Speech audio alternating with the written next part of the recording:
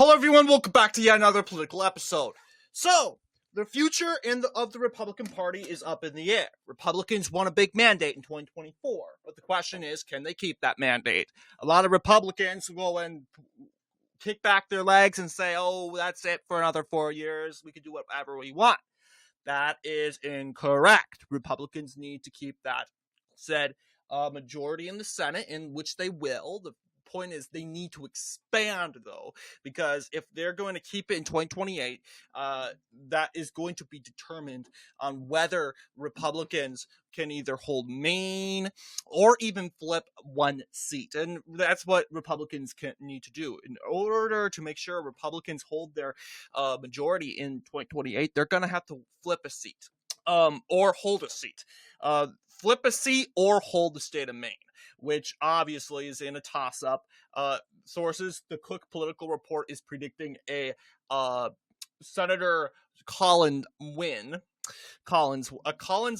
So the question is, can Republicans expand to probably a 55-seat majority? And the answer is yes.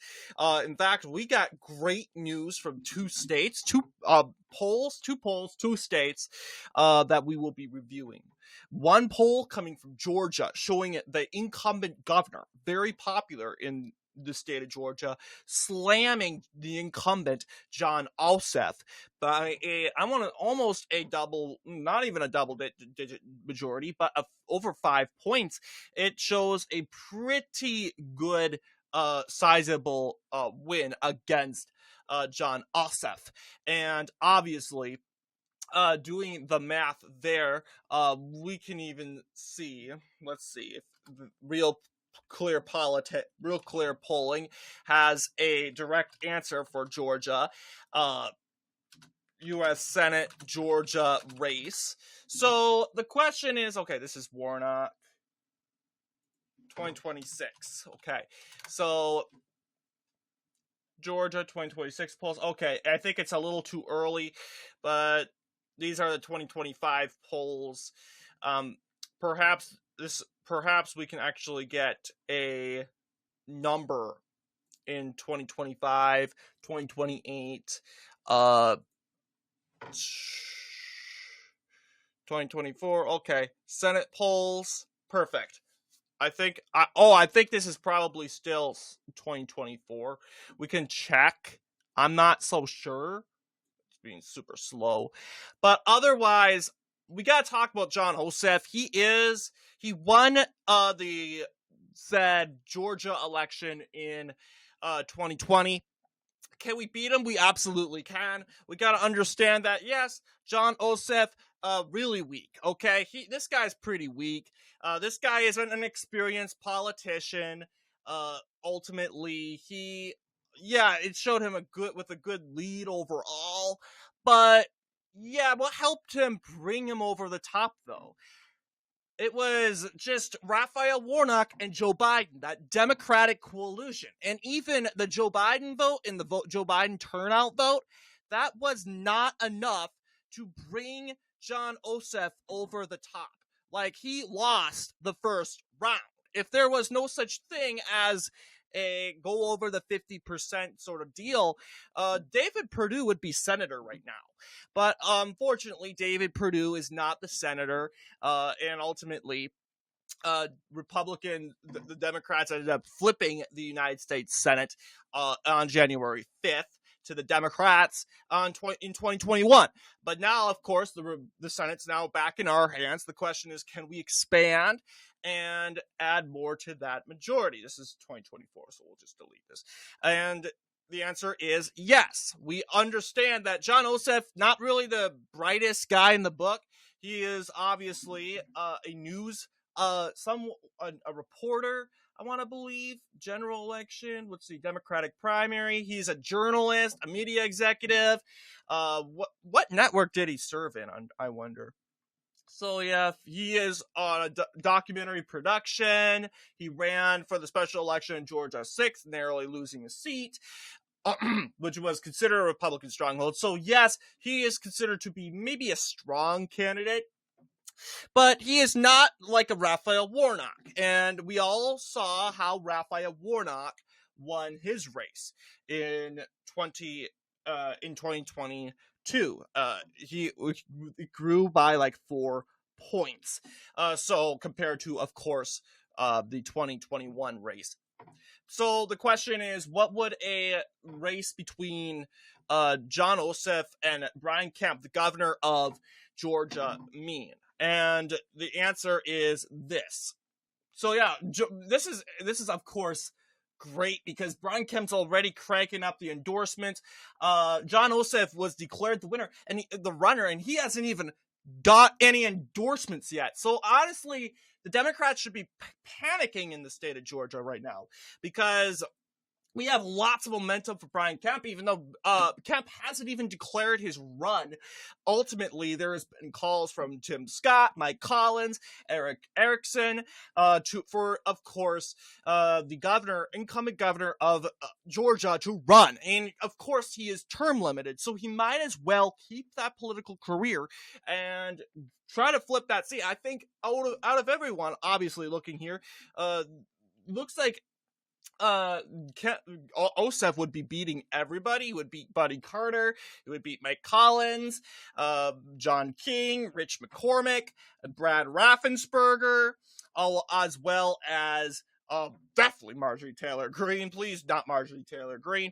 But ultimately, it seems like he's getting trounced by Brian Kemp. He is obviously a very strong candidate. He has shown himself to be a strong candidate, even in the 2022 gubernatorial race, in which Kemp really did well in the Atlanta metro, in those county areas. And obviously, those counties have proved, the blue blob of Georgia, have proved to be very Democratic. And am I saying, is Kemp going to win in those areas? I doubt he will, but I'm telling you, he probably will have an impact there. All Republicans need to do is prevent Gwinnett County from going to the 60% margin. And to be honest, I do think Gwinnett went to the 60% margin for Kamala Harris in the 2024 election. So that part is, actually, no, it didn't. It didn't. Cobb County, it was, I want to believe, almost in favors in 60% for Kamala Harris. Still can't get why CNalysis decided to give this a likely Democrat. But let's just say the estimate for these two polls, Tyerson Group, which dropped a long time ago, it had, of course, Brian Kemp defeat Ossoff by like almost 8, 6, 7 points.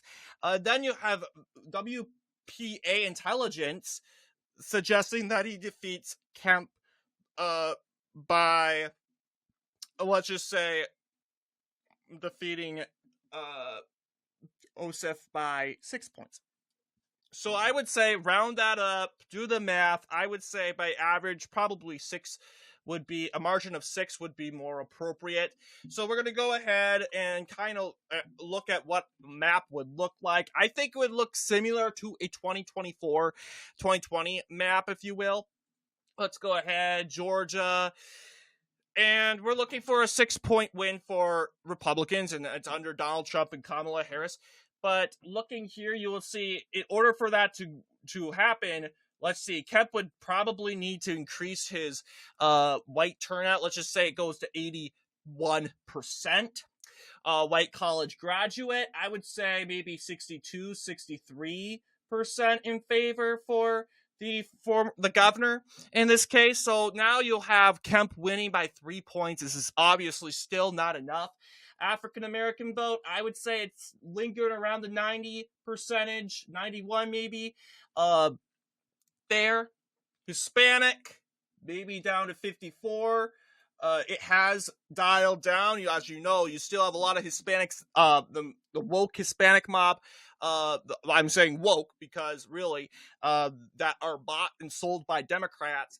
They're the only Hispanic people that are angry, but most Hispanic people, they do support mass deportations because it's really them that's hurting the most when it comes to these illegal immigrants and obviously the crime they are committing. Looking at Asian and other, you'll see probably 62% This is a 4.3 victory. Uh, Obviously, this is sort of the idea. It looks very well like 2024. But let's see, the white turnout increases maybe to 83. Let's see what happens if we bring it to 83. Okay, now it's you have, of course, Sumter County going that way. We have white college graduate. I'm not sure. Maybe 65. Let's see if that happens. Okay, now that's 6 points. I would say it kind of looks like something like this. You have Sumter County. You still have Clay County, 5.6%. So this would sort of be what it would look like if a 6-point victory would look like against Brian Kemp and John Ossoff. Looking like right here. Sumter County going red. It has gone for the governor previously 2 times in a row now. We can even pull up that map. 2022 gubernatorial, Georgia gubernatorial. Obviously a great performance, 53-45. That is an outstanding performance by, of course, the governor, Brian Kemp. He's even winning in Clay, which is pretty democratic. As you can clearly see, a lot of that Atlanta metro is still Democratic. Fulton County, 60%. That's all playing a huge role in of course, Governor Kemp's win in the state in 2022. You'll see even in 2018, all he did was flip Sumter, and this county right here, it's called Baldwin County. He flipped that county also, just adding that forward. But we're basically saying, okay, it's going to look something similar like this. You also have this county right here. I think it was a Harris County, 1.3% for Jefferson in Jefferson County. We'll see ultimately how that county votes overall, but right now we're giving it to the senator. But this is sort of what I'm thinking that a early 2026 prediction would look like. You can clearly see that race is very close, some would say. Well, not even close, but yeah. Click all these counties. Obviously, Republicans will probably not pick up any blue blob counties like Cobb. People say, oh, Cobb County, is that in grabs? I don't think so, but we can take votes from Cobb, and I think Kemp needs to campaign there to grab votes, because ultimately we don't want the Cobb County metro to build up for Democrats. If that happens, oh boy, then we're going to see a pretty blue Georgia. Same deal with Gwinnett. Same deal with also in Newton County, Rockdale County, Fulton County, DeKalb County, Clayton County, Douglas County, all these blue blob counties. We do not want to see that build up. But this is sort of what I'm thinking what it would look like according to polls. 132 counties for Governor Kemp, 27 counties for the senator. Obviously, this is a pretty decisive win and pretty big win for the governor of Georgia. Let's take a look at the state of Michigan, in which Pete Buttigieg has not announced his run. Look, we'll kind of take a look at his performances over there. Let's see. Okay, Mike Rogers has already got an endorsement. Newt Gingrich. And really, he's probably the top contender. You have Mike Rogers beating Pete Buttigieg by 6 percentage points right now. That's huge. Pete Buttigieg hasn't even gotten an endorsement. So let's go ahead, switch to Michigan. So this is going to be hard. It's going to be a 6-point win once again for Republicans. And part of that is Republicans. Oh yeah, they need to turn up that white non-college graduate voting base, and obviously this is, if they get 64% up, that would be huge. 1.5, that's a good margin. Non-college grad, maybe 53%. Who I'm college kids are weird anyway. You have Lenainu County barely going Republican now. Who knows? We might actually flip Kent. We do not know at this point. But let's see African American turnout. Maybe 86%. Okay, now at this rate, Kent is going red. I think overall it will. The Hispanic vote, I think it could go for, if this is I would imagine Hispanic vote would go more for Rogers. If this is actually true, where Mike Rogers is slamming actually, I think it might be 55%. Let's go ahead and say 55. If this is true, Mike Rogers is slamming him by 6 points, then I would think this would be a pretty big win by 55. Well, let's see. Kent County would be 1.3, 1.7. Yeah, we would crank up the numbers in Saginaw County and Muskegon County. 54% maybe for the Asian vote. Let's crank up to maybe 67%. Okay, now you have Marquette County. Marquette County is actually going, and that's a little too much, 7.3. Clearly. So we're going to go ahead and dial that down to maybe 66. Marquette's barely going, and I think it would kind of look like something like this. It's a little weird, but really, if this was a Pete Buttigieg performance, Buttigieg would probably win in Marquette. He would probably win in Kalamazoo, right down below. You have Wayne. You got Washtenaw. Also, Eaton County. Well, actually, Ingram. Eaton's going by 11 points. So, Ingram County, staying pretty solid Democrat. You also got Oakland County, 5.3. That would have been horrible. In this scenario, look at that. Macomb County is going, Macomb County is actually going 17 points. That's a solid win. But ultimately, this is like a best case scenario. 9-point win for Rogers in Saginaw. You got also a 9-point win in Muskegon. But this is what it's looking like. Even Kent County, Trump almost won that county. It's not gone, but it's more Democratic than usual. I think it's going to be hard to flip it in a presidential race, but if you're running against a very unpopular Biden administration official, it's probably known that, it's probably likely that this county is going to go against that. I mean, it voted for Harris. She's like the second-hand dog in the Biden administration. But still, Pete Buttigieg was just horrible. Absolutely horrible. But ultimately, this is what it's looking like overall. But what do you guys think in regards to our prediction, in regards to these two bombshell polls? Obviously, if Republicans win the said two states, it would obviously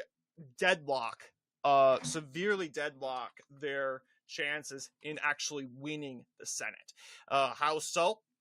Let's take a look at that Senate before we close out today. So, you got let's just say Republicans, and we just include Michigan and Georgia.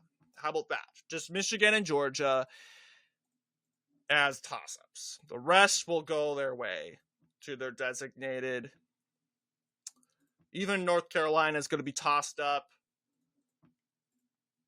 And that's a state that I have doubts in. We need to keep North Carolina. We need to keep Maine. Those are must-keep states if we're going to grow a Senate majority. If we're actually going to have a good year, we got to keep those states. But this is what it's looking like. 53 seats. You just have Michigan and Georgia. Or how about this? Let's throw Maine and North Carolina. This is a scenario situation here. 51 seats. What can happen is ultimately Susan Collins, she picks up her seat, and okay, or let's just say we win in Georgia. Great, but we lose North Carolina. We won a Senate victory in Georgia. That's great, but that it's no longer Republican +1. It's now a stalemate. It's back to the original numbers.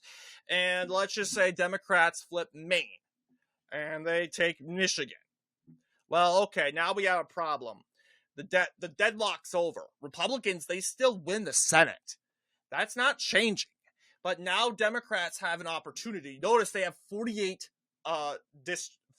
said districts now. That is ultimately seats. That's what I was looking at. Seats. 48 seats. Now they have an ability to actually up or gain 3 seats or 2 seats in the 2028 election. They win back the Senate. That is something we need to be concerned about. So that's why we must have Susan Collins win in Maine, guys. I don't care how much we hate Susan Collins. We cannot keep the Senate without her. Oh, get rid of Susan Collins. That means we get rid of the deadlock. We get rid of the Senate. Because really, we have no Trump Republican that can win Maine other than Susan Collins. And even herself is going to struggle a lot because Maine just wants to move on. A lot of Maine, she was supposed to lose in 2020, but she surprisingly won. That Cook political report is already saying that she would win in Maine, and that's good. But this is obviously can change over time. We can't become so complacent. Same deal with North Carolina. We have to keep North Carolina. So we got to keep we need Republicans to gain. And ultimately, Republicans will carry the Senate for 2026, but they can very well lose it in 2028 if they lose, if it's a D+1. If it's a D+1, then the deadlock is over. The gridlock is over. And we got to stop that. Republicans having a good year in 2026 means I don't care if they lose, they can lose the House. If it's a bad year, is we lose the House and Democrats gain seats in the Senate, that's a bad year. That's a bad year. Republicans need to expand the Senate. In the Senate, it could be just by 1.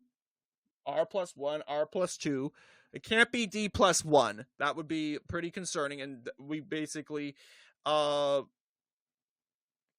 obviously would determine that Democrats would win it's a compatible battle in 2028, but it's obviously the gridlock is over. And a lot of people want that gridlock to continue, but it really does determine. But we win Michigan and Georgia, and we lose Maine, and we win North Carolina, then we got a gridlock, guys. We lose Susan Collins. Okay, we got one of the bad rhinos out, but this would mean it's a R+1. But let's see, we lose North Carolina. So it's 2 Democrat gains, 2 Republican gains. It's just no gain after all. That's also good. They're still gridlocked, I want to believe. Still where we began, 53 to 47. I think that's going to be a rare, very unusual situation. But what do you guys think in regards to this video? Let me know down below. And as always, I'll see you all in the next political episode.